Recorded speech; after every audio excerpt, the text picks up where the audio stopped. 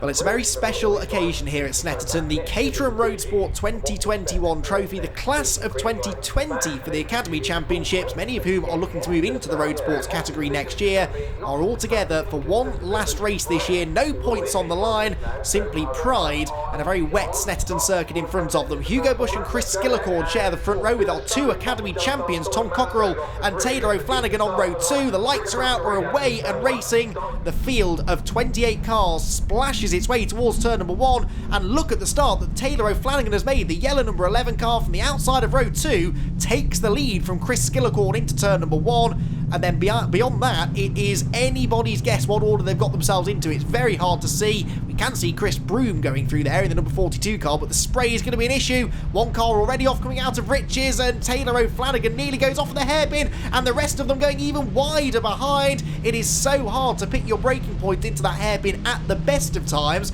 especially when you don't know how much or indeed little grip you're going to have when you try to do so.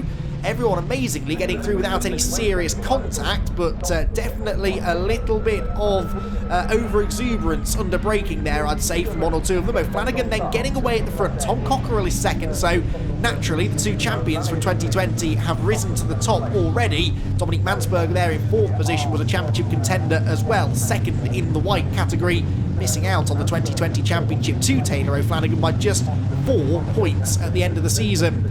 Well, for all of these drivers, it was their first ever season of car racing, and they've all excelled themselves. They put up some brilliant racing throughout this shortened, admittedly, 2020 campaign.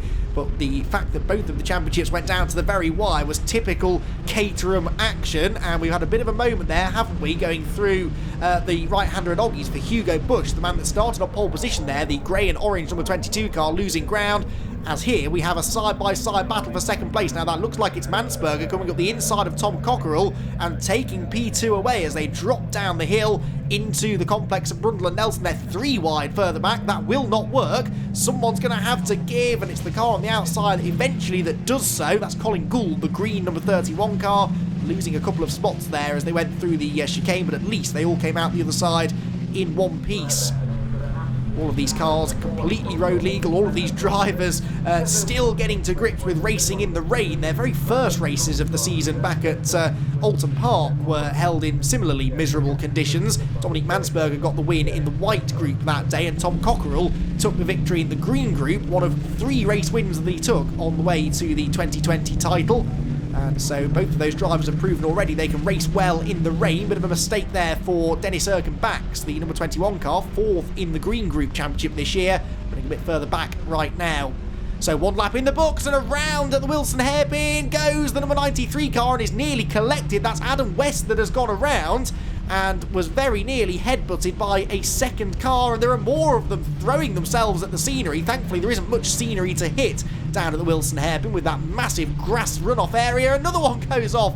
They're like lemmings, aren't they? One jumps off the edge and they all want to have a go. That last car did a proper job though. They're going to have to pay to get back into the circuit. They're so far away from the racetrack, and they will bounce their way back out onto the black stuff. Number 98, I think that was James Hall, but he was so far away it was hard actually to get a glimpse of the number on the side of the car. So the Wilson hairpin catching people out, but apart from that, everybody is pretty much minding their P's and Q's. Number 8, Eek Schick there goes up the inside of Mr. Lovett, Ryan Lovett. So it can't have been Ryan Lovett that I saw going off at the hairpin. Lovett then continuing on his way. Dennis Erkenbach's behind him. We did see having a bit of a moment though. The leaders are predictably, I suppose, those that did the best in their respective championships this year. This is a really nice opportunity actually to have the Academy drivers join together on the grid. They did this at Donington actually with the Caterham Academy Autumn Trophy, and that was the first sort of opportunity that we had to get both grids of cars, both grids of drivers racing each other together for the first time, and that was something that was new for 2020. It was a race that was won by Dominic Mansberg with Taylor O'Flanagan second, and the top 5 covered by less than half a second, which was particularly remarkable. And it's perhaps unlikely in these conditions that we'll have quite such a close finish, but we've still got lots of close battling going on up and down the order. As you can see, Eek Schick here is trying his best to... no, it's not Eek Schick, excuse me, it's number 4, Nick Timpson, another green green a popular colour for Caterham, always has been, and I guess always will be. Colin Gould has fallen down the order, hasn't he? He was 10th on the grid, the number 31 car. One of many, I think, that we've seen slipping wide at one stage or another. Really, in these conditions, just keeping it on the island is an achievement in and of itself. There is Hugo Bush. Now, Hugo was about 4 tenths quicker than everyone else in qualifying earlier on today, but clearly struggling now that the weather has turned for the worse. 98 there, James Hall recovering, trying to climb back up the order, having started 12th. As at Caterham, they're trying to go side by side. Around the outside there is going the number 9 car of James Griffiths. That is a very, very brave move, but if you can make it work, which he has, look, you get the inside for Murray's corner. He's going to get not just 1, but almost 2, actually, when he sort of bailed out on the apex. That rather held up number 29, Andrew Bergbaum. And so he will lose a place now as they go to hand the pit straight, but it's very hard to run side by side through that final corner. And again, we kind of have to keep reminding ourselves these are drivers who are only in about their 7th or 8th ever motor race, and they've got appalling conditions, a notoriously slippery circuit, and they're racing against drivers actually in many cases that they haven't really raced against all year. And so far, no real contact, which is really quite remarkable.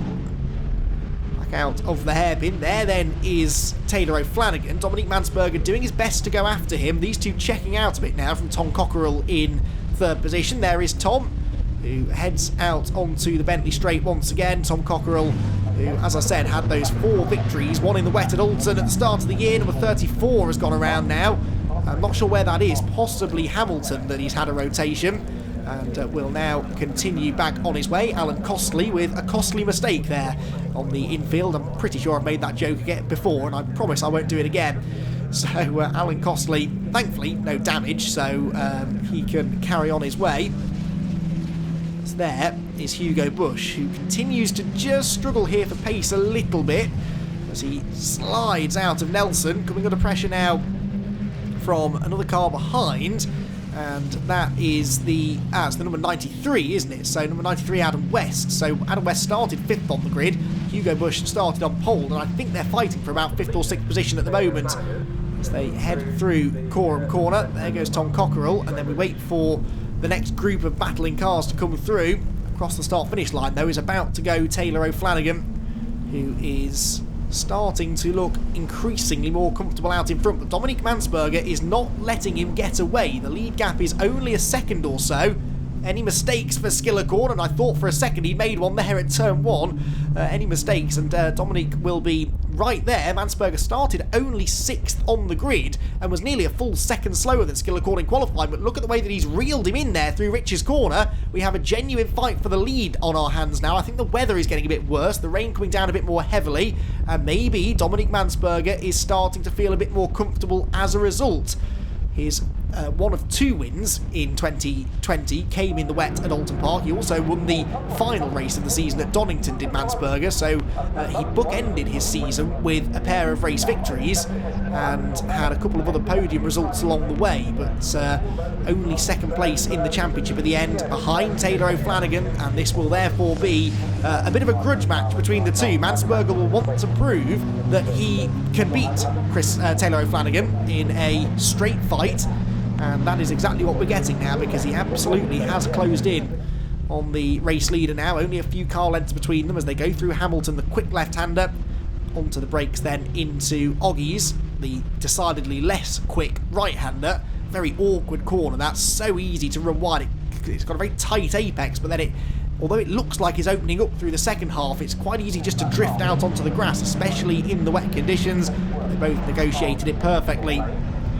Dennis Erkenbachs here, who is trying to escape from the number 26 car behind him there, and even further back, number 38 Ryan Lovett is still in the thick of the action as he tries to move maybe a bit further towards the sharp end of the field. You can see there they can get so close to each other, but then you get this face full of spray, you can't really see where you're going, and if you've been racing cars for 10, 15, 20 years, you kind of instinctively know where the track goes, but for relative novices, as all of these drivers are, you don't necessarily have that sixth sense, so when you do lose your visibility, it's very difficult to keep pace with the car in front. That's why it's such an advantage to have a bit of clean air. Adam West here has relatively clean air as he heads out of Brundle and Nelson in the 93 car. can see the queue of cars behind that probably, if it were dry, would be all over him, but he is being able to escape right now. Chris Skillicorn's been a bit of an enigma in this race, hasn't he? Because he's definitely not got the pace he showed in qualifying. Second quickest in qualifying. He was the closest man to Hugo Bush. Neither of those front row men actually seeming to like the wet conditions. Chris Skillicorn was second in the green group, missed out on that championship by 5 points over Tom Cockerell. As here, Taylor O'Flanagan, our white group champion, has his season-long nemesis, Dominique Mansberger, right in his wheel tracks now. Mansberger is trying to have a look up the inside at the Wilson hairpin, but O'Flanagan saw it coming, defended, braked a bit late, braked a bit too late though, runs out wide, and Mansberger has his nose up the inside, but the wide line in gives you so much more speed off the corner, and so O'Flanagan hangs on again. But that was the first real attempt that Mansberger has made to try and get this lead away, and it oh so nearly worked. Another slide there for O'Flanagan coming out of Palmer's. Now, does that give Mansberger the impetus to try and get up the inside into Agostini, I wonder? He's selling him the dummy, he's going to the outside, then he cuts back to the inside, super late on the brakes, almost ran into the back of the race leader. They avoided contact by a matter of inches, and still O'Flanagan has the lead. Mansberger is quicker off the corner though, but there's nowhere to go. You don't want to be on the outside at Hamilton, even though that in theory is the grippier side of the road. It's just not a corner you want to be offline for, so they stay single file.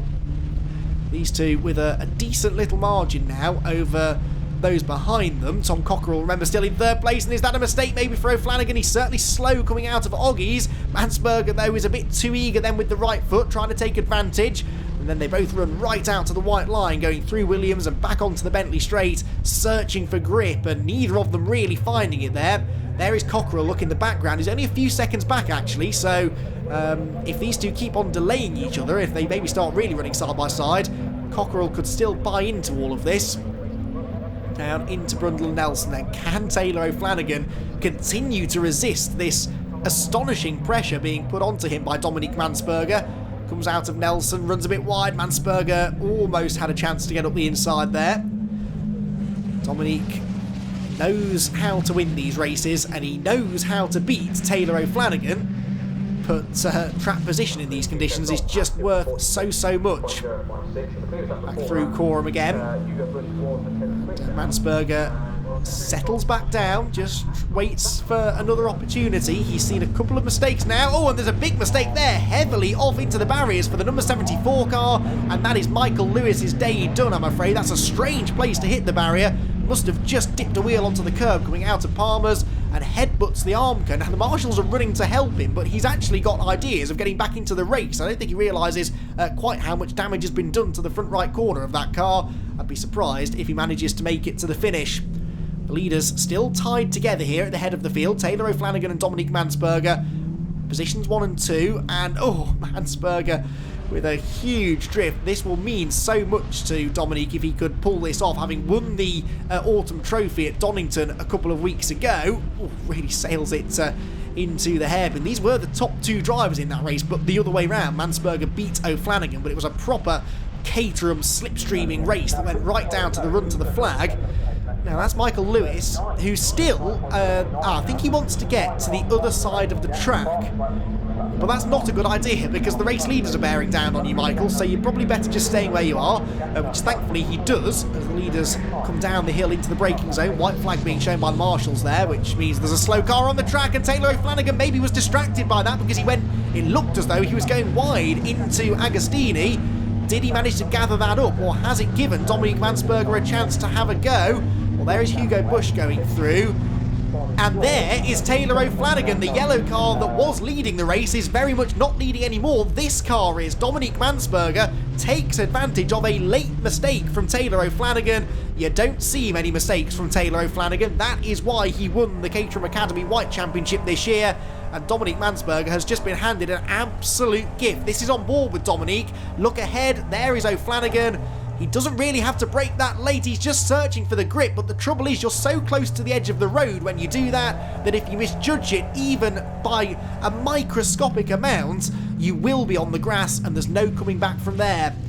Well, that has really thrown the cat among the pigeons. There he is, look, he's rejoined in 3rd place behind Tom Cockerell and just ahead of Hugo Bush, who actually has done a pretty good job to recover after a slightly slow first half a lap or so. But it looks as though Dominic Mansberger is going to do the double, both of the non-championship end-of-season races.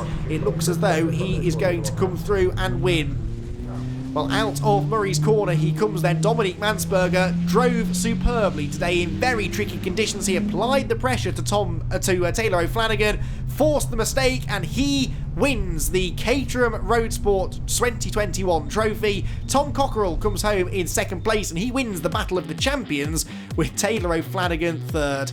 Confirmation of the result then, Hugo Bush and Adam West join them inside the top 5, but it's Dominic Mansberger who is victorious in the wet here at Snet.